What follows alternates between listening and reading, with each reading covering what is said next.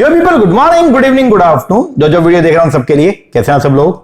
बेटा ओके, एक बार फिर से स्वागत है आप सबका हमारे नए वीडियो के अंदर। गाइस, जैसा कि आप सभी जानते हैं कि हम लोगों का जो एचपीएससी पीजीटी का जो पेपर होना था, तो उसकी एग्जाम डेट के बारे में अभी कोई ऐसे नोटिस तो नहीं आया है, लेकिन जनरली यही बोला जा रहा है कि अगस्त के लास्ट में या फिर सितंबर की 9 और 10 तारीख जो है वो शेड्यूल की जाएगी। ठीक है, उसके अंदर जो है वो पेपर होगा। और जो पेपर होगा वो आपको मालूम है कि 2 तरीके से होगा। सबसे पहले तो स्क्रीनिंग होगा, ठीक है, देन उसके बाद में सब्जेक्टिव पेपर होने वाला है। सब्जेक्टिव कैसा होगा उसके बारे में अभी कुछ जो है वो डिटेल नहीं प्रोवाइड किया गया बाय द एचपीएससी, लेकिन जो स्क्रीनिंग का एग्जाम होना है आपका, उसके बारे में सारा का सारा ब्यौरा जो है वो दिया हुआ है। सिलेबस उसके लिए डिफाइन है, सब कुछ दे रखा था। अब बात ये आती है, कुछ बच्चे, मैं आपको स्पेशली ये बोलना चाहूंगा, कुछ बच्चों ने अभी से ही जो है वो रिटन एग्जाम की भी तैयारी शुरू कर दी है। लेकिन मेरा पर्सनल सजेशन आपको ये है कि अभी उसके चक्कर में बिल्कुल भी मत पड़े। अभी अपना पूरा का पूरा फोकस जो है वो सिर्फ और सिर्फ स्क्रीनिंग को क्लियर करने पे लगाएं।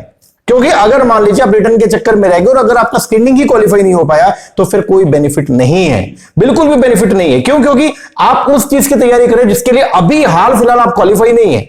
आप रिटर्न एग्जाम के लिए क्वालिफाई होंगे जब आपका स्क्रीनिंग क्वालिफाई हो जाएगा। तो अभी आपको पूरा अपना 100% जो है वो लगाना चाहिए ओनली एंड ओनली किसके लिए? स्क्रीनिंग के लिए। ठीक है ना जी। आप लोगों को मालूम है कि हम लोगों ने स्क्रीनिंग के लिए जो है एचपीएससी पीजीटी कॉमर्स स्क्रीनिंग के लिए जो है बैच हमने स्टार्ट किया, ऑनलाइन बैच, जिसके अंदर हम आपको जो है ओनली कॉमर्स की बात कर रहा हूं, ठीक है, जनरल पेपर की नहीं, कॉमर्स का कंप्लीट सिलेबस हम आपको जो है प्रोवाइड करवाएंगे। ठीक है, डिटेल वीडियो लेक्चर जैसे अभी ये हम पढ़ रहे हैं, इस तरीके के सारे वीडियो लेक्चर आपको मिलेंगे। प्लस मैं आपको सारा का सारा स्टडी मेट जो है वो आपको पीडीएफ फॉर्म के अंदर जो है हमारे टेलीग्राम के ऊपर हमने ग्रुप बनाया हुआ बच्चों का, वहां पे आपको प्रोवाइड करवा दिया जाएगा। ठीक है ना। तो अगर आप इंटरेस्टेड है, आप एचपीएससी का प्रिपरेशन कर रहे हैं, ठीक है, पीजीटी के लिए, तो आप नीचे नंबर है इस पर कॉल करके या व्हाट्सएप करके जो है वो कोर्स की इंक्वायरी कर सकते हैं। ओके जी, ठीक है सर, ये तो आपने बता दिया। तो सर आज की क्लास में हम क्या करने वाले हैं? आज की क्लास में हम लोग जो है हमारा आई थिंक चैप्टर नंबर 5 के अंदर एक टॉपिक हमारा पेंडिंग रह गया था, जिसका नाम था SEZ special economic zone and EPZ export processing या प्रमोशन जोन। ठीक है, तो वो टॉपिक हम आज के वीडियो के अंदर जो है वो कवर करेंगे। सर दोनों एक में हो जाएगा? नहीं, दोनों एक में नहीं होगा। आज की क्लास के अंदर तो हम लोग जो है वो स्पेशल इकोनॉमिक जोन वाला जो टॉपिक है ये हम कंप्लीट करेंगे। मतलब जो लेक्चर 1 रहेगा अपना इस टॉपिक को लेकर के, उसमें तो हम SEZ का पूरा टॉपिक कंप्लीट करेंगे। जब ये टॉपिक कंप्लीट हो जाएगा, नेक्स्ट जो क्लास रहेगा उस अगली क्लास के अंदर हम लोग जो है वो टॉपिक पढ़ेंगे कौन सा? EPZ का, एक्सपोर्ट प्रोसेसिंग जोन का टॉपिक। और इस टॉपिक को हम आगे अगर नेक्स्ट क्लास में कंप्लीट करेंगे। और उसके बाद में जो है जब ये EPZ का हो जाएगा, देन यहां पे मैंने एक एक्स्ट्रा चीज और डाली है, that is the difference SEZ और EPZ में क्या, वो हम कंप्लीट करेंगे। तो आइए अभी हम लोग जो है वो पहले स्टार्ट करते हैं हमारे टॉपिक का नाम जो है वो क्या? Special economic zone. एक ऐसा जोन जो स्पेशल है। सर स्पेशल क्यों है और सर ये जोन क्या है? आओ तो आपको थोड़ा सा मैं समझाता हूं। देखो जी, ये मेरा प्यारा भारत है, ध्यान से सुनना, बहुत इंपॉर्टेंट बात है। ये हमारा प्यारा इंडिया, ठीक है, इंडिया का ये एक शहर है। एग्जांपल मान लो ये गुजरात है, ठीक है, गुजरात। और गुजरात के अंदर गवर्नमेंट ने जो है वो क्या किया, एक एरिया, ये एक एरिया था, ये एक स्पेसिफिक एरिया था, और इस एरिया को जो है वो गवर्नमेंट ने नोटिफाई कर दिया। गवर्नमेंट ने अपने ऑफिशियल गजट के अंदर जो है वो इस एरिया को क्या बोल दिया कि ये एरिया है जी स्पेशल इकोनॉमिक जोन। ये क्या है? Special economic zone. अब ये एक एरिया बना दिया, एक एरिया बेसिकली एक एनक्लेव है जिसको स्पेशल इकोनॉमिक जोन का दर्जा दिया गया। और ये बोल दिया कि जो भी पर्सन अपने बिजनेस यूनिट को इस एरिया के अंदर क्या करेगा, एस्टेब्लिश करेगा। जो भी पर्सन, कोई भी बिजनेसमैन, अगर वो अपने बिजनेस यूनिट को इस एरिया के अंदर जो है वो क्या करेगा, एस्टेब्लिश करेगा, तो उसको बहुत सारे बेनिफिट मिलेंगे। क्या क्या बेनिफिट? एग्जांपल के तौर पे उसका इनकम टैक्स शुरू के 5 साल तक 100% माफ कर दिया जाएगा। मतलब आप जितना भी इनकम कमाएंगे उसके ऊपर आपको टैक्स पे करने की रिक्वायरमेंट नहीं है। आपको जो जीएसटी पे करना है उसके अंदर भी आपको क्या दे दिया जाएगा, रिबेट दे दिया जाएगा। जो आपको कस्टम ड्यूटी का पेमेंट करना होता है उसके अंदर भी आपको क्या दे दिया जाएगा, रिबेट दे दिया जाएगा। इलेक्ट्रिसिटी में भी आपको जो है वो छूट दिया जाएगा, पानी भी आपको जो है वो सस्ता दिया जाएगा। ये सब तो एक ऐसा एरिया जो गवर्नमेंट ने नोटिफाई कर दिया, उस एरिया को बोलते हैं स्पेशल इकोनॉमिक जोन। और अगर कोई भी बिजनेसमैन अपने बिजनेस यूनिट को यहां पे जाके क्या करता है, एस्टेब्लिश करता है, तो उसको कई सारे जो है वो इकोनॉमिक कंसेशन जो है वो प्रोवाइड किए जाएंगे। सर एक बात बताओ जल्दी से, सर ये तो ठीक है, स्पेशल इकोनॉमिक जोन का जो है वो बेनिफिट आपको बिजनेसमैन को तो मिलने वाला है, ठीक है, लेकिन सर ये बताओ गवर्नमेंट को फायदा क्या? गवर्नमेंट इस एरिया को डेवलप करना चाहती है। गवर्नमेंट ये चाहती है कि ये स्पेसिफिक एरिया जो है वो क्या हो, डेवलप हो। तो उसके लिए गवर्नमेंट ये बोलते हैं कि आप अगर अपने बिजनेस यूनिट को यहां पे एस्टेब्लिश करेंगे तो आपको वेरियस कंसेशन हम लोग जो है वो प्रोवाइड करेंगे। और एक सबसे इंपॉर्टेंट बात जो है वो क्या है, सर ये जो स्पेशल इकोनॉमिक जोन है इसका मेन काम क्या होता है? देखो इस स्पेशल इकोनॉमिक जोन के अंदर आप मैन्युफैक्चरिंग यूनिट भी लगा सकते हो, आप सर्विस ऑर्गेनाइजेशन भी लगा सकते हो।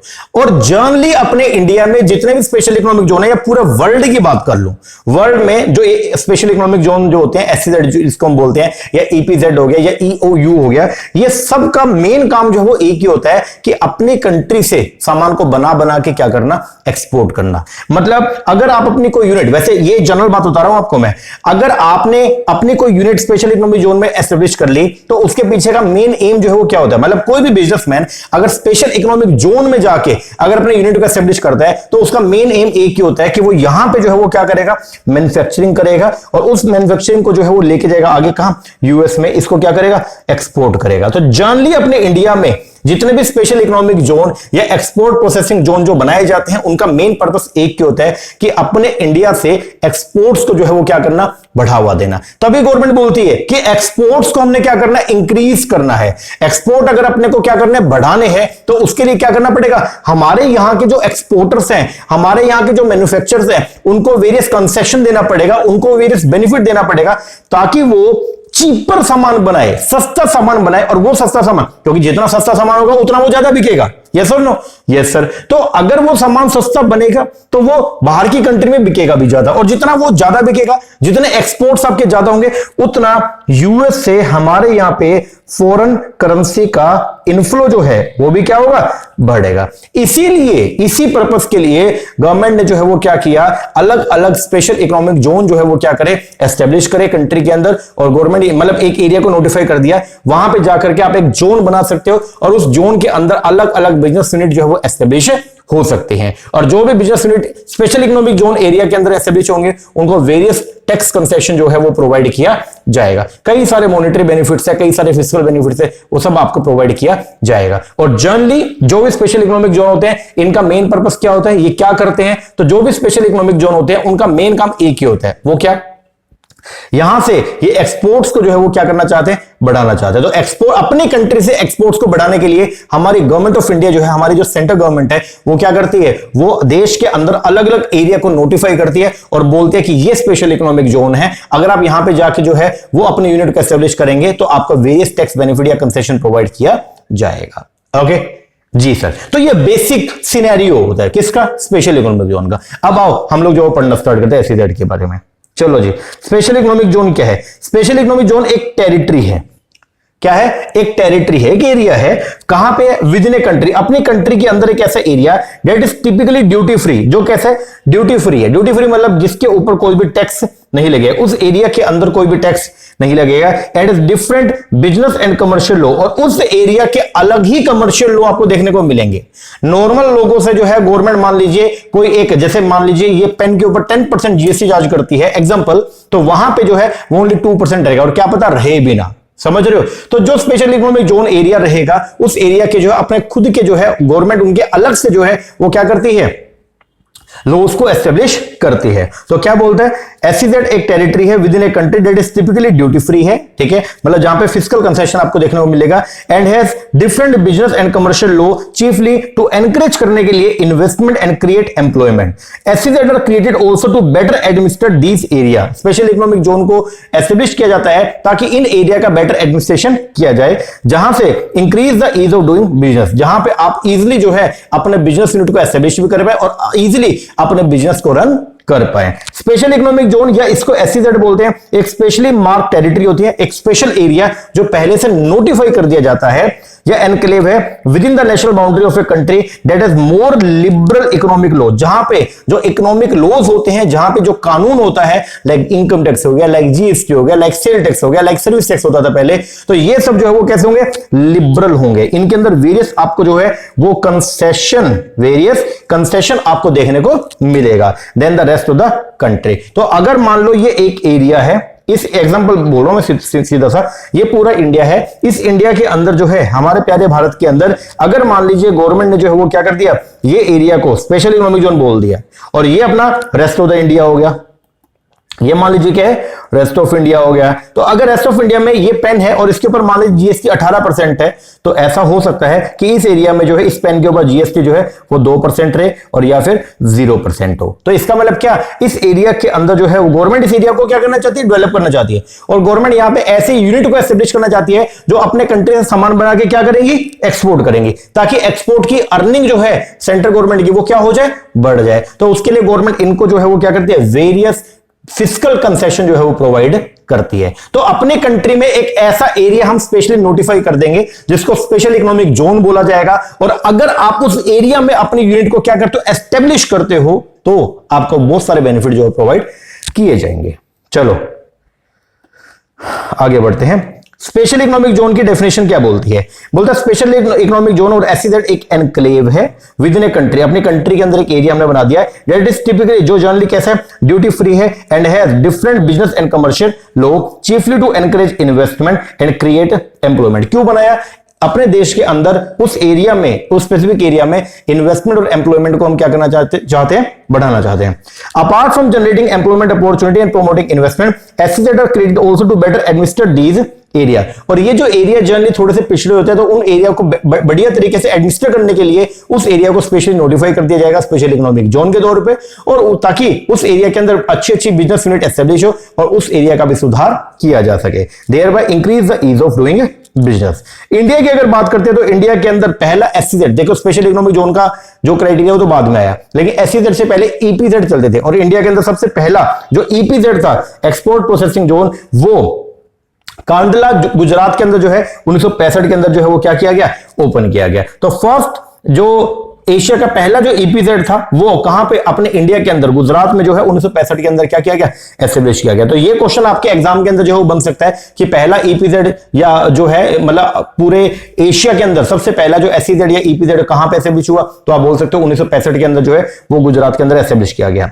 While these EPZ had a similar structure to SEZ, ये जो EPZ है, जो एक्सपोर्ट प्रोसेसिंग जोन है, इनका स्ट्रक्चर बिल्कुल किसके जैसा है, SEZ के जैसा है। तो गवर्नमेंट ने उसके बाद में क्या किया, गवर्नमेंट ने सन 2000 के अंदर स्पेशल इकोनॉमिक जोन एक्ट जो है वो क्या किया, पास किया। अंडर द 2006 में गवर्नमेंट ने स्पेशल इकोनॉमिक जोन एक्ट जो है वो क्या किया, पास किया, और सन 2000 से जो है एसईजेड बनाने क्या करे, स्टार्ट करे। देखो बोलता है व्हाइल दीज ईपीजेड, ये जो एक्सपोर्ट प्रोसेसिंग जोन है उनका स्ट्रक्चर देखने में कैसा है, स्पेशल इकोनॉमिक जोन जैसा। तो गवर्नमेंट ने स्टार्ट किया एस्टेब्लिश करना special economic zone in 2000 under the foreign trade policy to redress करने के लिए infrastructure and bureaucratic challenges that was seen to have limited success of the EPZ. तो अपने इंडिया में ईपीजेड जो है वो उतने सक्सेसफुल नहीं हुए थे, तो अपने देश के अंदर ईपीजेड को बढ़ाने के लिए गवर्नमेंट एक नए कॉन्सेप्ट को लेके आई जिसको बोलते हैं स्पेशल इकोनॉमिक जोन।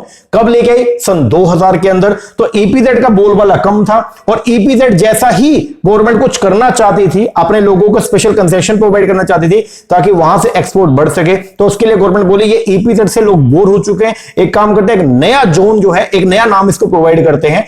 वो नया नाम जो है वो क्या रहेगा, एसईजेड स्पेशल इकोनॉमिक जोन, और वो भी क्या रहेगा, एक स्पेशल टेरिटरी रहेगी, एक स्पेशल एरिया रहेगा, जिस एरिया में अगर आप अपने यूनिट को एस्टेब्लिश करेंगे तो वहां पे आपको स्पेशल टैक्स बेनिफिट जो प्रोवाइड किए जाएंगे। ठीक है जी, आप ध्यान से सुनना, ये स्पेशल इकोनॉमिक जोन का कॉन्सेप्ट अपने इंडिया में, देखो अपने इंडिया में ईपीजेड कब आया कॉन्सेप्ट, 1965 में आया था, ठीक है। और स्पेशल इकोनॉमिक जोन का कॉन्सेप्ट अपने इंडिया में कब आया, सन 2000 में आया। अब अगर आप अपने इंडिया में स्पेशल इकोनॉमिक जोन ओपन करवाते हो, और इंडिया में बहुत सारे एसईजेड आज भी बहुत बढ़िया तरीके से वर्किंग है, अप्रोक्सीमेटली 270 एसईजेड जो है वो इंडिया के अंदर बढ़िया तरीके से वर्क कर रहे हैं। बट द क्वेश्चन इज, उन स्पेशल इकोनॉमिक जोन को क्या करना है, अगर आपने कंट्रोल करना है, उनको एडमिनिस्टर करना है, और उन स्पेशल इकोनॉमिक जोन को अगर एडमिनिस्टर करना है तो उसके लिए कुछ रूल्स एंड रेगुलेशन होने चाहिए। तो गवर्नमेंट को लगा यार हमने स्पेशल इकोनॉमिक जोन का कॉन्सेप्ट तो कंट्री के अंदर प्रोवाइड कर दिया, बट उससे रिलेटेड रूल्स एंड रेगुलेशन नहीं बनाए, तो फिर ये बोला गया चलो एक काम करते हैं, एक नया एक्ट जो है वो पास करते हैं जिसका नाम रहेगा स्पेशल इकोनॉमिक जोन एक्ट, और उस एक्ट के अंदर जो है वो सब हम रूल्स एंड रेगुलेशन जो है regarding the special economic zone हम डाल देंगे। तो अब क्या हुआ, स्पेशल इकोनॉमिक जोन एक्ट जो है सन 2005 के अंदर एस्टेब्लिश किया गया। ये जो एक्ट है ये कब से फोर्स में है, सन 2006 से। तो अब ये बताओ, सबसे पहले यहां पे एक क्वेश्चन ये बन सकता है, इंडिया का पहला ईपीजेड 1965 के अंदर कांडला गुजरात में, ओके। इसके बाद में स्पेशल इकोनॉमिक जोन का जो कॉन्सेप्ट है वो कब आया देश के अंदर, सन 2000 में, और उसको गवर्न करने के लिए जो है एसईजेड का एक्ट जो है अपने इंडिया के अंदर पास किया गया। कब किया गया, 2005 में, और वो फोर्स में कब आया, सन 2006 से। आओ जी, अब क्वेश्चन ये है सन 2000 से लेके, क्योंकि कॉन्सेप्ट तो सन 2000 में आ गया था, बट उसके रिगार्डिंग एक्ट कब बना? 2006 में। अब क्वेश्चन ये आ गया सन 2000 से 2006 तक जो है स्पेशल इकोनॉमिक जोन को गवर्न कैसे किया गया? तो फॉरेन ट्रेड पॉलिसी में ही रूल्स एंड रेगुलेशन बनाए गए थे एसईजेड को लेकर के। जब तक उसका एक्ट नहीं बनाया गया था तो सारे रूल्स एंड रेगुलेशन एसईजेड को गवर्न करने कहां बनाए गए? एफटीपी में। तो क्या बोलते हैं, स्पेशल इकोनॉमिक जोन एक्ट को तो पास किया 2005 में और ये फोर्स में कब है? 2006 से। हाउएवर जबकि SEZ were operational in India from 2000 से 2006, तो इंडिया एसईजेड इंडिया में जो एसईजेड ऑपरेशनल थे सन 2000 से लेके 2006 तक भी ऑपरेशनल थे, लेकिन वो गवर्न कैसे होते थे? Under the foreign trade policy. Okay, India SEZ were structure closely with the China successful model. ठीक है, तो इंडिया का जो एसईजेड स्ट्रक्चर है वो जनरली की देखने में कैसे है? जैसे चाइना के अंदर स्पेशल इकोनॉमिक जोन होता है उस तरीके से। प्रेजेंटली अगर बात करें तो 379 एसईजेड जो है उनको क्या किया गया? नोटिफाई, और उनमें से आज की डेट में 265 जो है वो क्या? ऑपरेशन। लेकिन अब ये आंकड़ा बढ़ के जो है 270 हो गया, इसको भी हम आगे देखेंगे। ठीक है, और लगभग पूरे देश में जितने भी स्पेशल इकोनॉमिक जोन है तो 64% एसईजेड जो है वो जनरली सिर्फ पांच स्टेट के अंदर लोकेटेड है। कहां? तमिलनाडु, तेलंगाना, कर्नाटका, आंध्र प्रदेश एंड महाराष्ट्र। ठीक है जी, आगे। अब एसईजेड अगर आपने ओपन करना है तो उसके लिए पहले आपको अप्रूवल लेनी पड़ती है, किससे? बोर्ड से। तो उसके लिए एक स्पेशल बोर्ड जो है सेंट्रल गवर्नमेंट ने जो है वो क्या किया? नोटिफाई किया, बनाया हुआ है। तो बोलते हैं बोर्ड ऑफ अप्रूवल जो है एक अपेक्स बॉडी होगा। अभी जो पूरा मैकेनिज्म है आगे हम पढ़ेंगे, अभी के लिए बस ये ध्यान रखना, अगर आपने देश के अंदर स्पेशल इकोनॉमिक जोन खोलना है, अगर वो एरिया के अंदर आपने स्पेशल इकोनॉमिक जोन खोलना है तो आप वो कर सकते हो, लेकिन उसके लिए पहले आपको परमिशन लेना पड़ेगा। किससे लेना पड़ेगा? बोर्ड से। ठीक है, द बोर्ड ऑफ अप्रूवल, ध्यान देना, board of approval main body है और उसका हेड जो है वो कौन है? डिपार्टमेंट ऑफ कॉमर्स का सेक्रेटरी। ठीक है, बाबा कल्याणी कमेटी थी, ठीक है, जिसको कॉन्स्टिट्यूट किया गया था, जो क्या करती है? Constitute by the ministry of commerce and industry, जो स्टडी करेगी existing SEZ policy of India को, और उसने अपना रिपोर्ट जो है वो पब्लिश किया कब? नवंबर 2018 में। It was set up date with a broad objective to evaluate the SEZ policy towards making it WTO compatible. हमने जो है वो क्या किया? हमने स्पेशल इकोनॉमिक जोन के लिए जो रूल्स एंड रेगुलेशन बनाए वो इस तरीके के बनाए जो डब्ल्यूटीओ कंपैटिबल हो, and to bring the global best practice to maximise capacity utilisation and to maximise potential output of the SEZ. और इस तरीके के rules and regulation and operations हमने जो है वो क्रिएट किए हैं, जिससे बाहर के लोग भी हमारे यहां पे आके इजीली एसईजेड के अंदर अपनी यूनिट को एस्टैब्लिश कर सकते हैं, जिससे देश के अंदर तरक्की जो है वो क्या होगी? बढ़ेगी, और हम भी जो है वो ग्लोबल रूल्स के साथ में जो है वो अपने आप को क्या करते हैं? मैच करते हैं। ठीक है, क्यों बनाते हैं जी स्पेशल इकोनॉमिक जोन जो है वो क्यों बनाया, या स्पेशल इकोनॉमिक जोन को गवर्न करने के लिए जो आपने एक्ट बनाया वो क्यों बनाया? पहला, to create additional economic activity, अपने देश के अंदर इकोनॉमिक एक्टिविटी को और भी ज्यादा बढ़ाने के लिए। इकोनॉमिक एक्टिविटी कौन सी होती है सर? इकोनॉमिक एक्टिविटी वो एक्टिविटी जो पैसा कमाने के लिए की जाती है। तो अगर आपने स्पेशल इकोनॉमिक जोन एस्टेब्लिश कर दिया, जहां पे आपने बोल दिया अगर यहां पे आप अपनी बिजनेस को खोलोगे तो आपको वेरियस बेनिफिट मिलेगा, तो बहुत सारे लोग आगे आएंगे वहां पे अपने बिजनेस को ओपन करने के लिए, क्योंकि उनको बेनिफिट बहुत मिल रहा है। तो जिससे क्या होगा? अब जितने ज्यादा लोग प्रेरित होंगे काम करने के लिए, उतना देश के अंदर जो इकोनॉमिक एक्टिविटी है वो क्या होगा? बढ़ेगा। ठीक है, तो क्या बोलते हैं, देश में एडिशनल इकोनॉमिक एक्टिविटी को क्रिएट करने के लिए एसईजेड एक्ट को पास किया गया। दूसरा, देश के अंदर एक्सपोर्ट को बढ़ाने के लिए, गुड्स और सर्विसेज के एक्सपोर्ट को बढ़ाने के लिए एसईजेड एक्ट को पास किया गया। देश के अंदर एम्प्लॉयमेंट को जनरेट करने के लिए एसईजेड एक्ट को पास किया गया। देश में डोमेस्टिक और फॉरेन इन्वेस्टमेंट को बूस्ट करने के लिए एसईजेड एक्ट को पास किया गया, और देश में इंफ्रास्ट्रक्चर फैसिलिटी को डेवलप करने के लिए एसईजेड एक्ट को जो वो क्या किया गया? पास किया गया। आइए, एसईजेड फैसिलिटी एंड इंसेंटिव, अगर आपने जो है वो अपनी कोई भी यूनिट को एस्टेब्लिश कर लिया स्पेशल इकोनॉमिक जोन में, तो क्या क्या बेनिफिट मिलेगा? तो क्या बोलते हैं, गवर्नमेंट जो है हमारी जो सेंट्रल गवर्नमेंट है वो ऑफर करती है कई सारे इंसेंटिव कंपनीज को एंड बिजनेस को, जो कहां पे एस्टेब्लिश हुए? स्पेशल इकोनॉमिक जोन में। ठीक है, तो अगर आपने अपने बिजनेस यूनिट को, अगर आपने अपनी कंपनी को, अगर आपने अपनी फर्म को स्पेशल इकोनॉमिक जोन, जो कि एक एरिया स्पेशल नोटिफाई किया गया था, अगर वहां पे आपने अपनी कंपनी को, आपने अपने बिजनेस को जो है क्या कर लिया? एस्टेब्लिश कर लिया, तो आपके बिजनेस को क्या क्या बेनिफिट मिलेगा? सबसे पहला, ड्यूटी फ्री इंपोर्ट। अगर आप बाहर से कोई भी सामान इंडिया में मंगाते हो उसको बोलते हैं इंपोर्ट, और जब आप बाहर से कोई भी सामान इंडिया में मंगाओगे तो उसके ऊपर आपको कस्टम ड्यूटी, जिसको इंपोर्ट ड्यूटी बोलते हैं, आपको इंपोर्ट ड्यूटी पे करना पड़ता है। लेकिन अगर आपने अपने बिजनेस यूनिट को एसईजेड में एस्टेब्लिश कर लिया और आप बाहर से कोई सामान मंगा रहे हो, तो आपके ऊपर लगने वाली इंपोर्ट ड्यूटी को क्या कर देंगे, माफ कर देंगे। तो क्या बोलते हैं, ड्यूटी फ्री इंपोर्ट कर सकते हैं या डोमेस्टिक प्रोक्यूरमेंट कर सकते हैं गुड्स का for developing, operating and maintaining the SEZ unit. दूसरा, जब भी आप बिजनेस यूनिट का एस्टेब्लिश करेंगे, आप पैसा कमाओगे तो 100% इनकम टैक्स में एग्जम्पशन मिल जाएगा। ठीक है, जो भी आपकी एक्सपोर्ट की इनकम होगी उस पे शुरुआत के 5 सालों में 100% और उससे अगले 5 साल में 50%, जितना भी कमाओगे उसका 50%, जो भी टैक्स बनेगा उसका 50% हम क्या कर देंगे, एग्जाम। पहले 5 साल में जितना भी कमाओगे उस पर जो भी टैक्स बनेगा 100% माफ। फिर अगले 5 सालों के अंदर आप जितना भी कमाओगे उस पर जितना भी टैक्स बनेगा उसका आधा जो है वो क्या हो जाएगा, माफ हो जाएगा। उसके लिए सनसेट क्लोज जो है उसको क्या किया गया, ओपन किया गया है, जो सन 2020 तक जो है वो इफेक्टिव हो जाएगा। आगे उस एरिया में जो भी यूनिट एस्टेब्लिश होगी उनको मैट से जो है मिनिमम ऑल्टरनेट टैक्स से क्या मिलेगा, एग्जम्पशन मिलेगा। आगे they were exempted from central sale tax, service tax and the state sale tax, आपको जो है वो इससे भी क्या मिल जाएगा, एग्जम्पशन मिल जाएगा। They have now subsume into GST. अब ये जो सीएसटी था या आपका सर्विस टैक्स था या आपका स्टेट सेल टैक्स था, इन सबको मर्ज करके एक नया टैक्स बना दिया जिसको बोलते हैं हम लोग क्या, जीएसटी। ठीक है, and supply to assets that are zero dated under the IGST act 2017। ठीक है जी, सिंगल विंडो क्लियरेंस मिल जाएगा। ठीक है, अगर आपको कोई भी अप्रूवल लेंगे सेंट्रल गवर्नमेंट से, स्टेट गवर्नमेंट से, तो अलग अलग डिपार्टमेंट में धक्के खाने की जरूरत नहीं, एक ही जगह पे आप जाओ और वहीं से सारी अप्रूवल आपको मिल जाएंगे। There is no need for licence for the import, और इंपोर्ट करने के लिए आपको अलग से कोई लाइसेंस लेने की रिक्वायरमेंट नहीं है। In the manufacturing sector bearing a few segment 100% FDA जो वो क्या अलाउड है। प्रॉफिट अर्न जो है वो परमिटेड टू बी रिपैट्रिएट, ठीक है, freely with no need for any dividend balancing. अगर आपने बाहर से कोई भी पैसा आप कमा रहे हो उसको जब आप अपनी कंट्री में लाते हो उसको बोलते हैं रिपैट्रिएशन। मैंने अगर मान लो यूएस के अंदर अपने कोई बिजनेस को एस्टेब्लिश कर लिया, वहां यूएस में कोई पैसा कमाता है, उस कमाए हुए पैसे को जब मैं इंडिया में लाता हूं तो हम उसको बोलते हैं रिपैट्रिएट करना। और जनरली गवर्नमेंट रिपैट्रिएशन के ऊपर क्या लेती है, टैक्स लेती है। लेकिन अगर आपने स्पेशल इकोनॉमिक जोन में अपनी यूनिट को एस्टेब्लिश किया है और दूसरी यूनिट आपने यूएस में एस्टेब्लिश कर ली, तो यूएस से कमाई हुई इनकम पे जब आप टैक्स लेके, जब आप उस इनकम को कमा के इंडिया में लाओगे तो हम रिपैट्रिएशन पे कोई भी टैक्स आपसे नहीं लेंगे। तो प्रॉफिट अर्न जो किया वो आप परमिटेड है कि आप उसको फ्रीली रिपैट्रिएट कर सकते हो। आगे there is no need for separate documentation for custom and export import policy. बहुत सारे एसईजेड जो वो ऑफर करते हैं developed plot and ready to use space. तो ये सब आपको जो है वो क्या है, These are the SEZ facility and incentive जो आपको देखने को मिलेंगे। आगे परफॉर्मेंस कैसी रही है, तो इसमें तो याद करने की जरूरत नहीं है, बस ये एक्सपोर्ट बहुत बढ़िया जो है हमारे क्या हो गया, ग्रो करके इन्वेस्टमेंट जो वो भी बढ़ी और एम्प्लॉयमेंट जो है वो भी बढ़े। लेकिन चैलेंजेस क्या है, अगर आपने जो है वो एसईजेड बनाए हैं अपनी कंट्री में तो उनमें क्या क्या आपको चैलेंजेस फेस करने पड़े।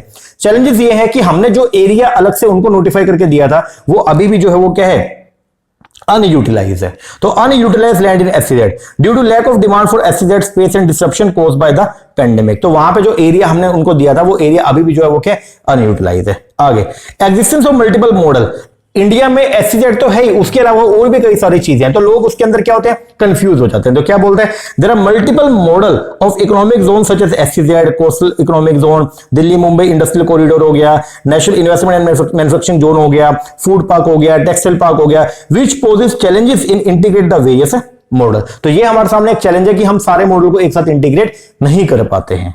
ठीक है जी। आगे competition from the Asian country, जो भी एशियन कंट्री है, ठीक है, जो भी एशियन के अंदर आने वाले जो कंट्रीज है हमारे, ठीक है, उनसे बहुत सारे कंपटीशन अपने को जो है वो देखना पड़ रहा है। ठीक है, अब वो क्या क्या है, इन the past few day many of the Asian country ने जो है अपनी पॉलिसी को इस तरीके से अट्रैक्टिव बनाया है कि वो ग्लोबल प्लेयर को क्या कर रहे हैं, अट्रैक्ट कर रहे हैं to invest into their SEZ. पहले लोग इंडिया में आते थे यहां पे इन्वेस्टमेंट करने, लेकिन जो एशियन कंट्रीज हैं रिमेनिंग जो, ठीक है ना, जो 10 एशियन के अंदर टोटल मिला के 10 कंट्री आती है, कंबोडिया हो गया, मलेशिया हो गया सब, तो उन लोगों ने, उन कंट्रीज ने जो है वो क्या किया, अपने यहां पे मतलब अपनी कंट्रीज के अंदर स्पेशल इकोनॉमिक जोन के लिए इतने सारे इंसेंटिव दिए कि ग्लोबल प्लेयर जो पहले इंडिया में आते थे अब वो वहां जा रहे हैं। तो बहुत सारा कॉम्पिटिशन अपने को जो है उनसे फेस करना पड़ रहा है। तो क्या बोलते हैं, in the past few year many of the Asian countries have tweaked their policy to attract global player to invest their into their SEZ and have also worked on development set of their skilling initiative. Consequently जो है वो क्या हुआ है, Indian special economic zone have lost some of their competitive advantage globally and hence need to have the fresher policy। और इसलिए जरूरत है कि हम भी जो है एक फ्रेशर पॉलिसी को जो है वो क्या करें, लेके आए। आगे आगे क्या तो बोलता है प्रमोशन जो है एमएसएमई इन्वेस्टमेंट का, वो भी हमने जो है वो लिंक कर दिया एसईजेड के साथ में। अगर आप जो है स्पेशल इकोनॉमिक जोन में एमएसएमई खोलते हो तो आपको स्पेशल इकोनॉमिक जोन के बेनिफिट तो मिलेंगे और साथ में एमएसएमई एक्ट के अंदर जो बेनिफिट है micro small and medium enterprise को जो बेनिफिट मिलते हैं वो भी मिलेंगे। तो क्या बोलते हैं promotion of MSME investment in special economic zone by linking with the MSME scheme and allowing alternate sector to invest in sectors with SEZ is among the recommendation by the Baba Kalyani committee on SEZ.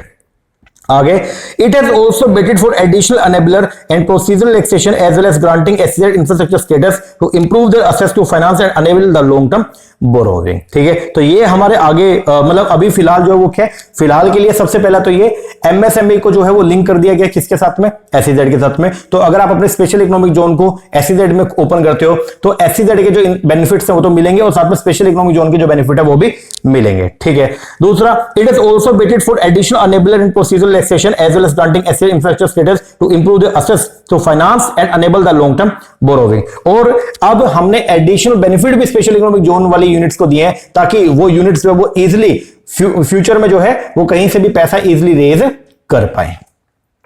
आगे अब SEZ act देखो जी, special economic zone के अंदर जो भी unit होंगी अब उनको क्या करना, आपको उनको गवर्न करना है। ठीक है, उनको थोड़ा रेगुलेट करना है। उनको रेगुलेट करने के लिए हम लोगों ने एसईजेड एक्ट जो है सन 2005 के अंदर पास किया, जो कि 2006 से जो वो क्या हुआ, इफेक्टिव हुआ। तो क्या बोलते हैं एसईजेड एक्ट जो है वो क्या, it is defined as an act, ये एक कानून है जो प्रोवाइड करेगा फॉर द एस्टेब्लिशमेंट, जिसके अंदर रूल्स एंड रेगुलेशन दे रखे हैं किस चीज को लेकर के, establishment development and management of the special economic zone for the promotion of export and for the matter connected therewith और इंसिडेंटल देयरटू। तो अपने इंडिया में स्पेशल इकोनॉमिक जोन अगर ओपन करना है तो उसको एस्टेब्लिश करने के लिए, डेवलप करने के लिए, मैनेज करने के लिए जो भी रूल्स एंड रेगुलेशन है वो सब कहां दिए गए, एसईजेड एक्ट 2005 में दिए गए हैं। ठीक है, मेन ऑब्जेक्टिव क्या स्पेशल इकोनॉमिक एसईजेड एक्ट का मेन ऑब्जेक्टिव क्या, पहला एडिशनल इकोनॉमिक एक्टिविटी को जनरेट करना है, देश से जो है एक्सपोर्ट को बढ़ावा देना है, देश के अंदर एम्प्लॉयमेंट को जनरेट करना है, इन्वेस्टमेंट को बढ़ाना है और इंफ्रास्ट्रक्चर फैसिलिटी को क्या करना, बढ़ाना है। इन सब के लिए बेसिकली जो है वो क्या किया गया, स्पेशल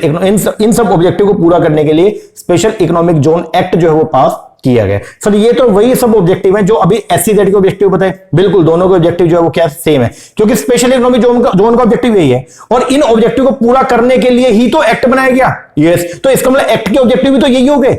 यस, चलो अब एसईजेड के रूल्स जो है उनके लिए क्या बोला गया, the rules provided for simplified procedure, जो भी रूल्स एसईजेड के लिए दिए गए वो कैसे हैं, उनका प्रोसीजर बहुत ही क्या सिंप्लीफाइड है, इजी वे के अंदर आप अपने यूनिट को वहां पे एस्टेब्लिश कर सकते हो। तो सिंप्लीफाई किया गया procedure to develop, operate and maintain करने के लिए एसईजेड को and also to set up unit and conduct business in the SEZ. दूसरा सिंगल विंडो क्लियरेंस दिया गया to set up special economic zone and also to set up the unit in the SEZ. एक single window clearance है, एक ही जगह पे जो है वो सब प्रोसीजर आपको देखने को मिल जाएगा। अगर आप एक स्पेशल एसईजेड ही ओपन करना चाहते हो या एसईजेड बना हुआ है उसके अंदर आप अगर अपने कोई बिजनेस यूनिट को एस्टैब्लिश करना चाहते हो तो उसके लिए सिंगल विंडो क्लियरेंस है, एक ही जगह पे सारे प्रोसीजर हो जाएगा और आप इजीली अपने बिजनेस यूनिट को वहां पे एस्टैब्लिश कर सकते हो। आगे single window clearance for the matter connected to the centre and state government, centre या स्टेट गवर्नमेंट से अगर कोई अप्रूवल लेनी है तो उसके लिए भी सिंगल विंडो क्लियरेंस है, एक ही जगह पे सारी अप्रूवल आपको मिल जाएंगी। सिंप्लीफाइड कंप्लायंस प्रोसीजर, जो भी रूल्स एंड रेगुलेशन है, जो भी कंप्लायंस प्रोसीजर है बहुत ही सिंप्लीफाइड है and documentation with a focus on the self certification. Different minimum land requirement है for different class of the special economic zone. जो लैंड अगर आप अपने देश में एसईजेड ओपन करना चाहते हो तो आप जो लैंड रिक्वायरमेंट है पहले बहुत ज्यादा थी भाई, आपके पास मान लो 10 एकड़ जगह होनी चाहिए तो ही आप एसईजेड खोल सकते हो। अब ऐसी रिक्वायरमेंट को भी क्या कर दिया, कम कर दिया। अब लैंड रिक्वायरमेंट भी एकदम मिनिमम कर दिया है। अगर आपको थोड़ी बहुत जमीन भी है तो भी आप स्पेशल इकोनॉमिक जोन ओपन कर सकते हो। तो रूल्स बहुत ही क्या करते हैं, सिंप्लीफाई। आप देखो इन सबको देख रहे हो, देखने पे क्या हो रहा है, प्रोसीजर सिंप्लीफाई कर दिया, ठीक है, सिंगल विंडो क्लियरेंस कर दिया। अगर एसईजेड बनाना है तो उसके लिए क्लियरेंस लेने के लिए सिंगल विंडो कर दिया है, ठीक है। सेंट्रल गवर्नमेंट स्टेट गवर्नमेंट से अप्रूवल लेनी है, सिंगल विंडो क्लियरेंस है। अगर कोई प्रोसीजर या डॉक्यूमेंटेशन जो है एस्टैब्लिश करने के लिए बहुत ही सिंपल कर दिए हैं, ठीक है। लैंड रिक्वायरमेंट बहुत ही मिनिमम क्यों कर रहे हैं, क्योंकि हमको मालूम है अगर स्पेशल इकोनॉमिक जोन के अंदर यूनिट बनती है तो हमारा ये जो ऑब्जेक्टिव है इसको हम इजीली अचीव कर सकते हैं। आगे बढ़िए, एसईजेड अप्रूवल मैकेनिज्म क्या बोलते हैं। अगर आपको एक स्पेसिफिक एरिया के अंदर स्पेशल इकोनॉमिक जोन ओपन करना है तो उसके लिए पूरा प्रोसेस है। अब उसके लिए क्या करना पड़ेगा, सबसे पहला एसईजेड अप्रूवल मैकेनिज्म जो है एक सिंगल विंडो प्रोसेस है which is provided by 19 member inter ministerial SEZ approval board. इसके अंदर एक बोर्ड होगा जिसको बोलते हैं बीओए, बोर्ड ऑफ अप्रूवल। तो इससे आपको परमिशन लेना पड़ता है। कैसे होगा? सबसे पहला द डेवलपर, डेवलपर कौन है? जो स्पेशल इकोनॉमिक जोन ओपन करना चाहता है, जो वो एरिया ओपन करना चाहता है जिस एरिया के अंदर एसईजेड यूनिट बनेंगी, ठीक है, तो उसको बोलते हैं डेवलपर। डेवलपर कौन है? जो स्पेशल इकोनॉमिक जोन बनाना चाहता है। तो सबसे पहले डेवलपर जो है वो क्या करेगा? पहला काम जो है डेवलपर क्या करेगा? प्रपोजल जो है एसईजेड बनाने का जो प्रपोजल है उसको सबमिट करेगा किसको? अब जिस स्टेट में वो बनाना चाहते हैं, स्टेट गवर्नमेंट को, ठीक है। फिर स्टेट गवर्नमेंट के पास में जो प्रपोजल है, अब वो स्टेट गवर्नमेंट क्या करेगी? उस प्रपोजल को बीओए, बोर्ड ऑफ अप्रूवल को जो है वो भेज देगी 45 दिनों के अंदर अंदर। द स्टेट गवर्नमेंट फॉरवर्ड करेगी ये जो प्रपोजल है किसको? बीओए को, along with the recommendation with in 45 day. तो 45 जिस दिन डेवलपर ने स्टेट गवर्नमेंट को बोला, तो जिस दिन डेवलपर ने स्टेट गवर्नमेंट को बोला तो उस दिन से 45 दिन के अंदर अंदर जो है स्टेट गवर्नमेंट जो है उस प्रपोजल को भेज देगी किसको? बीओए को। अगर डेवलपर चाहे तो स्टेट गवर्नमेंट के बजाय जो है वो डायरेक्टली बीओए को भी अप्लाई कर सकता है। द डेवलपर और applicant can also directly submit कर सकता है प्रपोजल टू द बीओए, ठीक है। अब बोर्ड के पास में प्रपोजल आ गया कि भाई एक बंदा है मान लो मिस्टर एक्स, और वो जो है वो क्या करना चाहता है? वो एक स्पेसिफिक एरिया के अंदर एसईजेड बनाना चाहता है, ठीक है। उसके बाद लैंड भी पड़ी है और वो उसको एसईजेड घोषित करवाना चाहता है। अब बीओए क्या करेगा?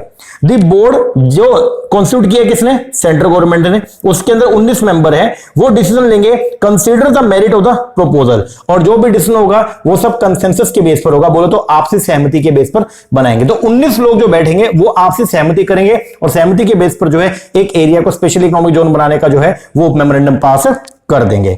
बोर्ड जो है उसका चेयरमैन कौन होगा? वो होगा secretary of department of commerce. तो डिपार्टमेंट ऑफ कॉमर्स है उसका सेक्रेटरी जो है वो इस बोर्ड का चेयरमैन होगा, ठीक है।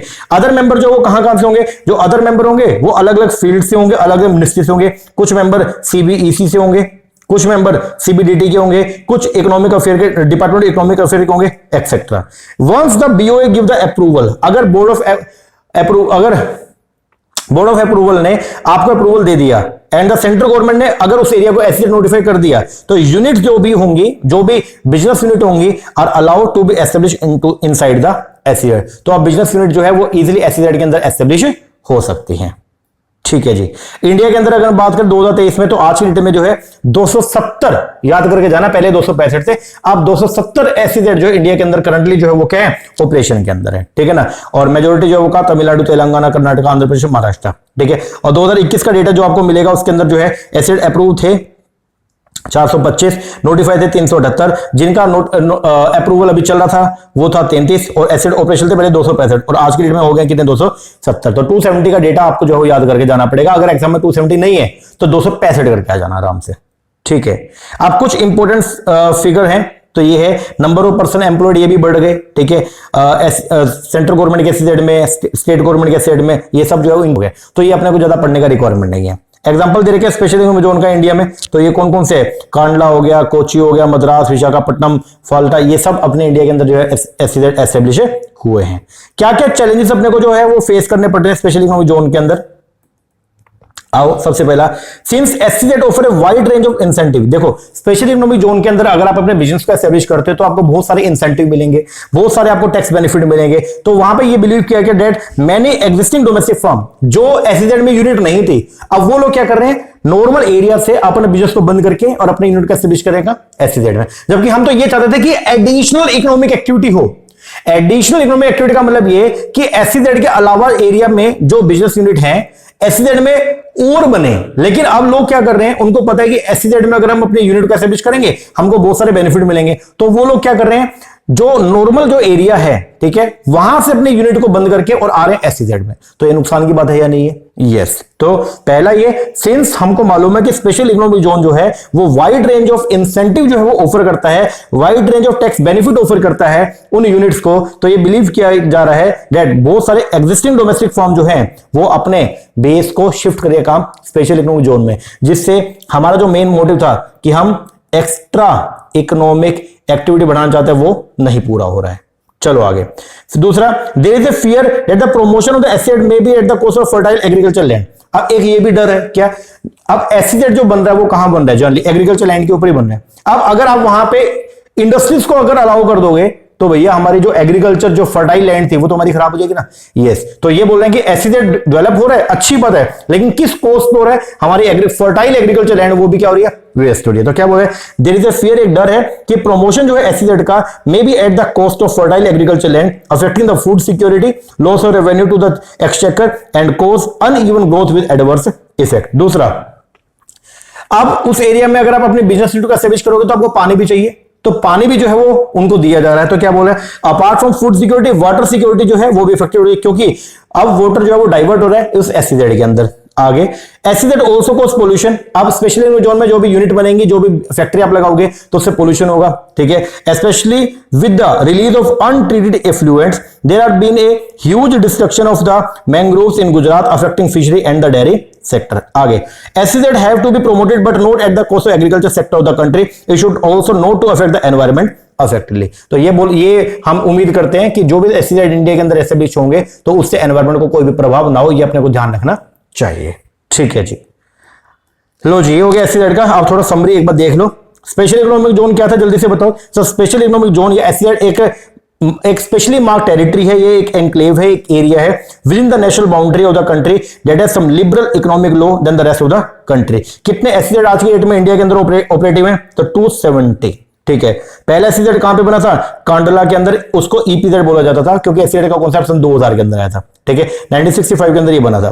सबसे ज्यादा एसईजेड जो है वो कहां पे, तमिलनाडु में। क्या एसईजेड टैक्स पेयर है, तो हम क्या बोलेंगे, नो। अब आओ समझते हैं इसको।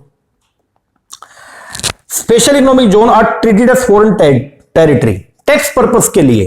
देखो स्पेशल इकोनॉमिक जोन कहां बनेगा, इंडिया के अंदर ही बनेगा, लेकिन ध्यान से सुनना, लेकिन टैक्स पर्पस के लिए गवर्नमेंट बोलते हैं ये स्पेशल इकोनॉमिक जोन इंडिया का हिस्सा नहीं है। इनकम टैक्स वाले बोल रहे हैं कि स्पेशल इकोनॉमिक जोन जो वो इंडिया का हिस्सा नहीं है। ध्यान से सुनो, SEZ are treated as a foreign territory, उसको फॉरेन टेरिटरी माना जाता है टैक्स पर्पस के लिए, इवन दो चाहे वो कहां पे लोकेटेड है, इंडिया के अंदर लोकेटेड है, लेकिन इनकम टैक्स पर्पस या जीएसटी पर्पस के हिसाब से जो है उसको हम क्या मान रहे हैं, फॉरेन टेरिटरी मान रहे हैं, ठीक है। Supply into the SEZ are exempt from paying GST. अगर मान लीजिए बाहर से ये मान ली इंडिया है, इंडिया का ये एरिया अगर एसईजेड है तो बाकी का एरिया उसको बोलते हैं डीटीए। क्या बोलते हैं, डीटीए, डोमेस्टिक टैरिफ एरिया। मान लो ये देखो, हमने ये बोला था ना, ये मान लीजिए हमारा एसईजेड था, ये स्पेशल ये एक एसईजेड था, तो ये बाकी का जो एरिया बचा इसको बोलते हैं हम क्या, डीटीए। डीटीए बोले तो डोमेस्टिक टैरिफ एरिया, मतलब एक ऐसा एरिया जहां पे आपका डोमेस्टिक टैरिफ एप्लीकेबल होगा, जो नॉर्मल जहां पे आप रह रहे हो वो सब डीटीए ही है, ठीक है ना। लेकिन ये जो है ना, इनकम टैक्स वाले बोलते हैं ये जो एसईजेड आपने बनाया ये फॉरेन टेरिटरी है, ठीक है, फॉरेन टेरिटरी। अब आओ समझते हैं इसको, ध्यान से सुनना। बोलता है एसईजेड को ट्रीट किया गया foreign territory for tax purpose के लिए, इवन दो चाहे they are located within a country border, ठीक है। सप्लाई इनटू ऐसे, अगर आप डोमेस्टिक टैरिफ एरिया से कोई सामान भेजोगे कहां, स्पेशल इकोनॉमिक जोन में, ध्यान से सुनना, अगर आप सप्लाई करते हो कहां पे, एसईजेड में, तो उसके ऊपर देखो, अगर आप हरियाणा से कोई सामान दिल्ली भेजोगे तो आपको उसके ऊपर जीएसटी पे करना है, यस। लेकिन अगर आप जो है वो मान लो हरियाणा से कोई सामान जो है वो कहां, एसईजेड में भेजोगे तो उसके ऊपर, उस मटेरियल के ऊपर जो जीएसटी लगना था वो क्या कर दिया, एग्जेम्प्ट कर दिया। क्या कर दिया, एग्जेम्प्ट। क्या बोलता है, सप्लाई इनटू एसईजेड, अगर आप कोई भी रॉ मटेरियल सप्लाई करते हो स्पेशल जोन में तो वो क्या है, एग्जेम्प्ट है from paying GST because they are considered as export, क्योंकि हम उसको क्या मानते हैं, एक्सपोर्ट, क्योंकि ये स्पेशल इकोनॉमिक जोन को टैक्स पर्पस के लिए क्या मान लिया, इसको मैंने फॉरेन कंट्री मान लिया। और अगर आप यहां से कोई सामान यहां भेजोगे तो उसको सेल बोलोगे, एक्सपोर्ट बोलोगे, एक्सपोर्ट। और अगर एक्सपोर्ट बोलोगे तो उसमें जो कस्टम ड्यूटी वाला जो है वो प्रोसीजर लगेगा, दैट मींस इसका मतलब क्या हुआ कि इसका मतलब जीएसटी उसके ऊपर एप्लीकेबल नहीं होगा, ठीक है। लेकिन अगर कोई स्पेशल इकोनॉमिक जोन जो है वो सप्लाई करता है goods and service to anyone, अगर यहां से कोई गुड्स एंड सर्विस डीटीए में आता है तो अब क्या होगा, अगर यहां पे आएगा तो अब क्या होगा, तो अब यहां पे जो है जीएसटी एप्लीकेबल होगा, लेकिन वो जीएसटी एसईजेड को पे करने की जरूरत नहीं है, जो परचेजर होगा उसको पे करना है। क्या बोलता है, but when special economic zone supply करता है goods and service to anyone it will be deemed, तो ये मान लिया जाएगा कि ये रेगुलर इंटरस्टेट सप्लाई है एंड विल अट्रैक्ट आईजीएसटी, और उसके ऊपर क्या आएगा, आईजीएसटी। लेकिन व्हेन एसईजेड सप्लाई करता है goods and service to domestic tariff area it is exempt from paying tax, तो उसको एसईजेड को इसके ऊपर जो है वो टैक्स, देखो इसके ऊपर टैक्स लगेगा आईजीएसटी, लेकिन ये टैक्स एसईजेड जो है वो पे नहीं करेगा। ऑल्दो द रिसीवर जो होगा in the DTA has to pay, इसको पे कौन करेगा? रिसीवर, जो कौन होगा? बायर होगा, बायर इसको पे करेगा। पे कर आईजीएस, देखो अगर एसईजेड से कोई भी सामान जो है वो कहां जाएगा? डीटीए में जाएगा, तो उसके ऊपर आईजीएसटी, ठीक है, आईजीएसटी आपका जो है वो एप्लीकेबल होगा, लेकिन पे जो करना है, आईजीएसटी पे करना है, बट कौन करेगा? कौन करेगा? बायर करेगा, एसईजेड जो है पे नहीं करेगा। तो सिंपल सी बात है, एसईजेड में अगर आपने अपने कोई बिजनेस यूनिट खोली, पहले इनकम टैक्स की बात करते हैं, शुरू के 5 साल तक 100% इनकम टैक्स फ्री है, अगले 5 साल तक जितना भी इनकम टैक्स बनेगा उसका 50% क्या कर देंगे? माफ कर देंगे। अब बात करते हैं जीएसटी का, अगर एसईजेड के अंदर कोई भी डीटीए से कोई भी मटेरियल आता है तो हम इसके ऊपर जो है वो जो भी जीएसटी बनता है वो हम आपसे चार्ज नहीं करेंगे, लेकिन अगर स्पेशल इकोनॉमिक जोन में कोई प्रोडक्ट बना और वो डीटीए में, डोमेस्टिक टैरिफ एरिया के अंदर क्या हुआ? सेल हुआ, तो उसके ऊपर आईजीएसटी लगेगा, ठीक है, आईजीएसटी लगेगा, इंटीग्रेटेड जीएसटी जो है वो उसके ऊपर लगेगा, लेकिन वो पे करने की जिम्मेवारी जो है, जो पहले किसकी थी? एसईजेड की, वो कौन पे करेगा? बायर करेगा। जहां एसईजेड जिसको गुड्स बेच रहा है वो पर्सन उसके ऊपर जो टैक्स का पेमेंट करेगा। तो ये है आपका प्रोसीजर किसका? एसईजेड का। ओके जी सर, तो ये था आपका एसईजेड स्पेशल इकोनॉमिक जोन, हमने कवर किया, इसको जल्दी से निपटा लो। अब इसके आगे एक रह गया, that is the EPZ export processing zone, इसको हम करते हैं अपने नेक्स्ट वीडियो के अंदर। लेक्चर कैसा लगा कमेंट करके जरूर बताइएगा, अच्छा लगा अच्छा कमेंट कीजिएगा, कोई कमी लगी है वो भी बताइएगा, और अगर आप एचपीएससी पीजीडी के लिए अगर बैच परचेस करना चाहते हैं तो आप कर सकते हैं, नीचे नंबर है, इस पर कॉल करके व्हाट्सएप करके आप इंक्वायरी कीजिए और बैच को आप बाय भी कर सकते हैं। ओके जी, चलो एक बार ये कीजिए, बाकी मिलते हैं नेक्स्ट वीडियो में, तब तक के लिए थैंक यू वेरी मच।